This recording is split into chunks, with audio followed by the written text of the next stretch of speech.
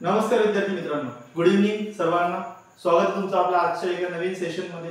Okay, आजच्या काही गोष्टी मी ऑलरेडी बोर्डवर मेन्शन केलेल्या आहेत. जसं आपण आपल्या लास्ट टॉपिक मध्ये डिस्कस केलं होतं, reproduction in lower and higher plants. त्याच प्रकारे आज आपण डिटेल मध्ये डिस्कस करणार आहोत रिप्रोडक्टिव्ह युनिट ऑफ प्लांट बद्दल. कोणाबद्दल? Reproductive unit of plant. Reproductive unit of plant कोणाला म्हटलं गेलं बेटा?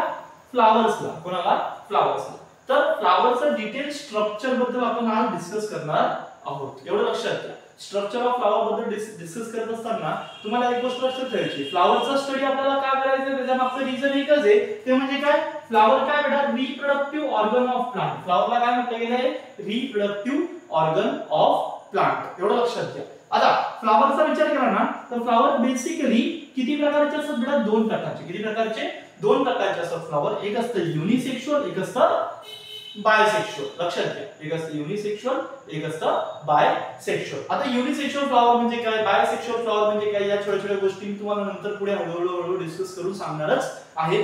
त्याच प्रकारे आता इथे एक गोष्ट लक्षात घ्या, फ्लावर मध्ये किती व्हर्ल्स असतात बेटा? 4 व्हर्ल्स असतात. Flower consist of 4 different whorls. Whorls म्हणजेच काय बेटा? पार्ट्स. व्हर्ल्स म्हणजेच काय? पार्ट्स. आता 4 पार्ट्स कोणकोणते फ्लावरचे त्यांच्याबद्दल लक्षात घेऊन घ्या. बघा, पहिला पार्ट आहे कॅलेक्स, दुसरा पार्ट आहे कोरोला, तिसरा पार्ट आहे अँड्रोशियम आणि चौथा पार्ट आहे गायनोशियम. आता फ्लावरचे इथे 4 पार्ट्स आहेत बेटा. हे 4 पार्ट्सला 2 ग्रुप मध्ये डिवाइड केले. किती ग्रुप मध्ये? 2 ग्रुप मध्ये. ॲक्सेसरी व्हर्ल्स आणि इसेन्शियल व्हर्ल्स. लक्षात घ्या, ॲक्सेसरी व्हर्ल्स आणि इसेन्शियल व्हर्ल्स. तर कॅलेक्स आणि कोरोलाला काय म्हणतात आले बेटा? ॲक्सेसरी व्हर्ल्स. कॅलेक्स आणि कोरोलाला काय म्हणतात आले? Accessory whorls. Whereas androecium आणि gynoecium are called as essential whorls, किंवा त्यांना अजून दुसरं काय नाव देऊ शकतात तुम्ही? Reproductive whorl of flower. काय? Reproductive whorl of flower. आता हे तर झालं फ्लावरच्या मेजर पार्ट्स बद्दल. फ्लावरच्या मायनर पार्ट्स बद्दल थोडंसं स्टडी करायचं आहे. म्हणजे फ्लावरचे जे मेजर पार्ट्स आहेत त्यांच्या सब पार्ट्सला काय म्हणतात? जसं आपला हा हात आहे, या हाताला आपण काय म्हणतो? सरळ सरळ पंजा. काय म्हणतो? पंजा. परंतु जर का एक सिंगल बोटाचा विचार केला त्याला काय म्हणणार आहे आपण? अंगठा. त्याला काय म्हणणार आहे आपण? करंगडी. ओके, त्याच प्रकारे फ्लावरच्या एका पार्टला आपण काय म्हणतोय? कॅलेक्स, एकाला कोरोला, एकाला अँड्रोशियम, एकाला गायनोशियम. तसंच कॅलेक्सच्या एका इंडिव्हिज्युअल मेंबरला काय म्हटलं जातं बेटा? सेपल्स. कोरोलाच्या एका इंडिव्हिज्युअल मेंबरला काय म्हटलं जातं? पेटल्स. लक्षात घ्या, काय म्हटलं जातं? पेटल्स. पेटल्स पाकळ्या. लक्षात घ्या, पेटल्स म्हणजे काय? पाकळ्या. त्याच प्रकारे अँड्रोशियम, अँड्रोशियमच्या एका इंडिव्हिज्युअल मेंबरला काय म्हटलं जातं बेटा? स्टेमेन. नंतर गायनोशियमचा विचार केला तर गायनोशियमच्या एका इंडिव्हिज्युअल मेंबरला म्हटलं जातं बेटा कार्पेल. काय म्हटलं जातं? कार्पेल. ओके, आता कॅलेक्स सेपल्सचा विचार केला ना, sepals are always green in colour. सेपल्सचा कलर कसा असतो? नेहमी ग्रीन. आणि आउटर मोस्ट पार्ट आहे फ्लावरचा. काय म्हटलं आपण? Outer most part of flower. बाहेरून 1 नंबर, आतून 4 नंबर. आतून किती नंबर? 4 नंबर. पण बाहेरून किती नंबर? 1 नंबर. लक्षात ठेवायचं. नंतर पेटल्स. पेटल्स आता पाकळ्या. Petals are variously coloured. म्हणजे फ्लावर टू फ्लावर पेटल्सचा कलर काय होऊ शकतो बेटा? चेंज होऊ शकतो. पेटल्सचा कलर चेंज होत असतो. आता काही फुलांमध्ये लाल पाकळ्या असतात, काही फुलांमध्ये पांढऱ्या पाकळ्या असतात, काही फुलांमध्ये पिवळ्या पाकळ्या असतात. वेगवेगळ्या पाकळ्या तुम्हाला पाहायला मिळू शकतात. म्हणून आपण पेटल्सला काय म्हटलं बेटा? व्हेरियसली कलर. त्यानंतर अँड्रोशियम चा इंडिव्हिज्युअल मेंबरला काय म्हणतो आपण? स्टेमेन. आणि स्टेमेन म्हणजेच काय बेटा? तर मेल पार्ट ऑफ फ्लावर. काय बेटा? Male part of flower.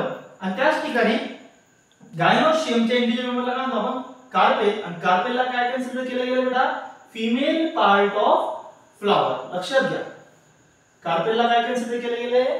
Female part of flower. इतकं लक्षात असू द्या प्रत्येकाने. ओके, आता इथं थोडंसं एक डिटेल मध्ये लक्षात घेऊया. थोडंसं अँड्रोशियमच्या इंडिव्हिज्युअल मेंबरला म्हणतो आपण स्टेमेन. Okay, stamen. स्टेमेनचे 3 पार्ट्स असतात. किती पार्ट्स असतात बेटा? 3 पार्ट्स. आता ते 3 पार्ट्स कोणते? पहिला पार्ट आहे तुमचा अँथर. पहिला पार्ट कोणता आहे? अँथर. दुसरा पार्ट कोणता आहे बेटा?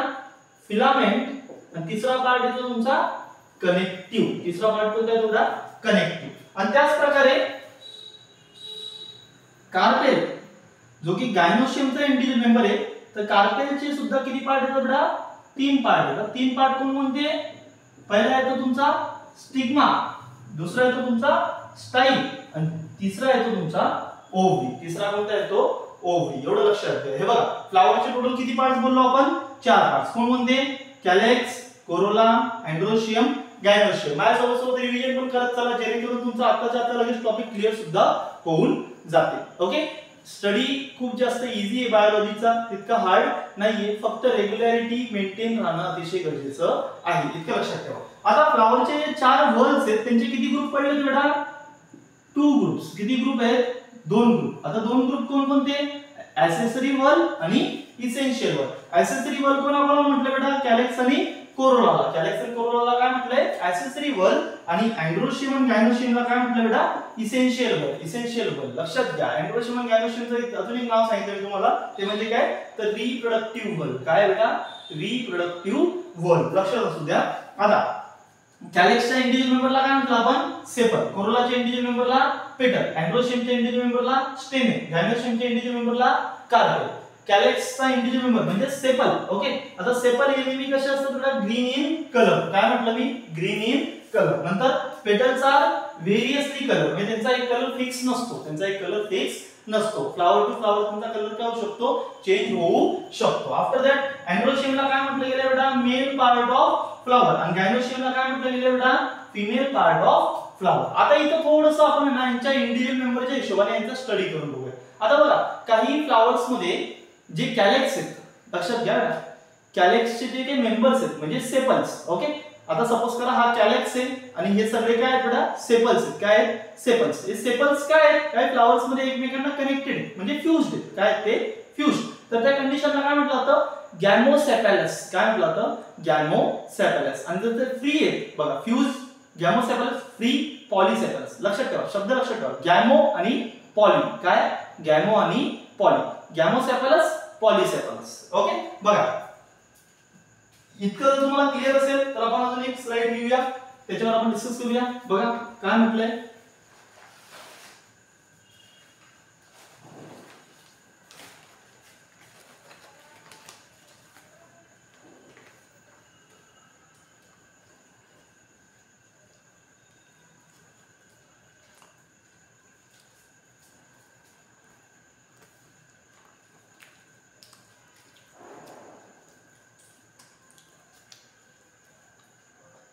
हे 4 व्हल कोणते पाहिले आपण कॅलेक्स, कोरोला,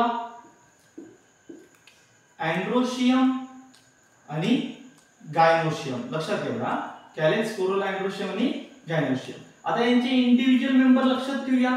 बघा हे काय झाले तुमचे व्हल्स. ओके.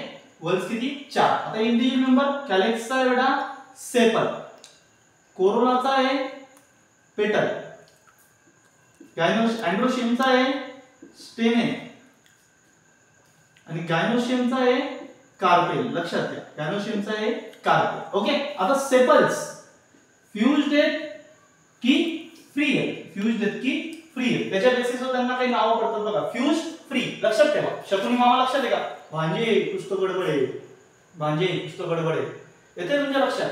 ओके. तर बघा फ्यूज्ड असेल तर काय म्हणणार गॅमो आणि फ्री असेल तर काय म्हणणार बेटा पॉली. गॅमोसेपॅलस पॉलीसेपॅलस. गॅमोसेपॅलस पॉलीसेपॅलस. त्याच प्रकारे पेटल्सच्या बाबतीत गॅमोपेटॅलस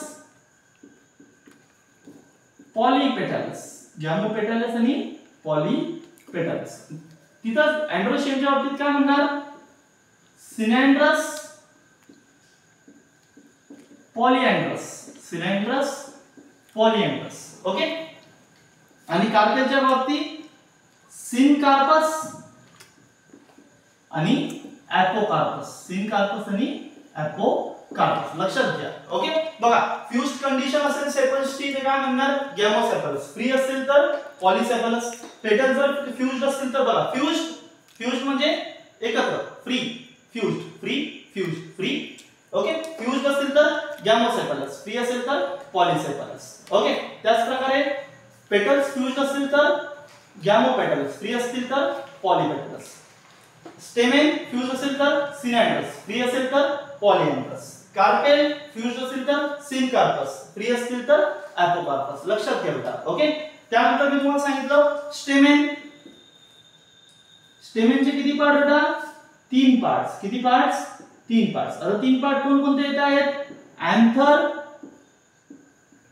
फिलामेंट आणि कनेक्टिव्ह. अँथर, फिलामेंट आणि कनेक्टिव्ह. ओके. अँथर काय फॉर्म करतो बेटा? तर मेल गॅमेट्स. काय फॉर्म करण्यासाठी रिस्पॉन्सिबल आहे बेटा? मेल गॅमेट्स फॉर्मेशन साठी कोण रिस्पॉन्सिबल आहे? अँथर रिस्पॉन्सिबल आहे. त्याच प्रकारे कार्पेलचा विचार केला तर कार्पेलचे पण किती पार्ट्स आहेत बेटा? 3 पार्ट्स. 3 पार्ट्स कोणते?